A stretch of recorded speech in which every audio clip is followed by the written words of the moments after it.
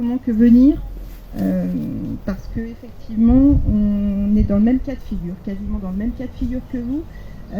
Pour nous, c'est le projet Césie-Aubigny. Donc en fait, ça représente 5 éoliennes de 180 mètres sur une crête, donc en zone boisée. On admire nos forêts tous les jours, on vit depuis des décennies là-bas et on ne veut pas que ça change, et voilà.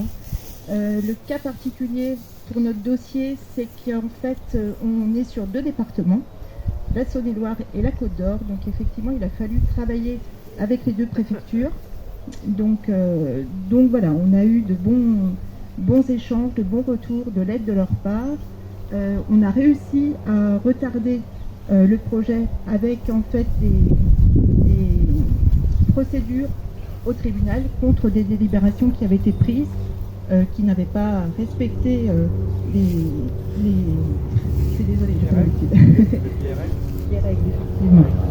Donc on a réussi à faire annuler des délibérations, donc ce qui a retardé.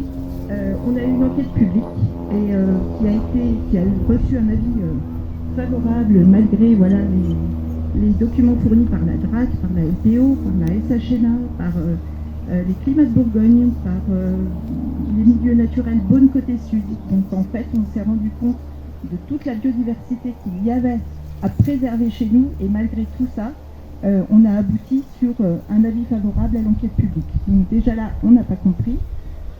Ensuite, les préfets ont refusé, de la même façon que vous, l'autorisation d'exploiter.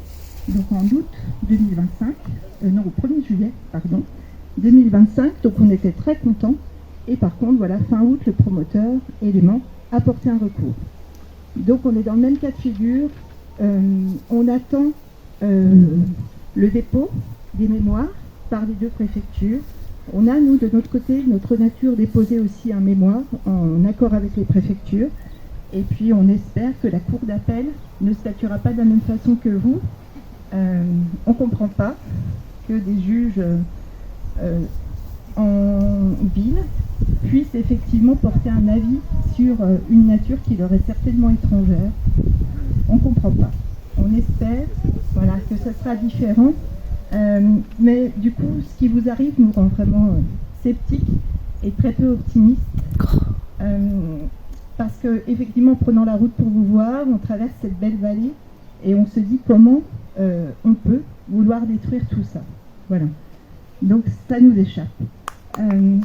On espère vraiment que la préfète vous entendra et puis qu'un recours en cour de cassation vous donnera raison.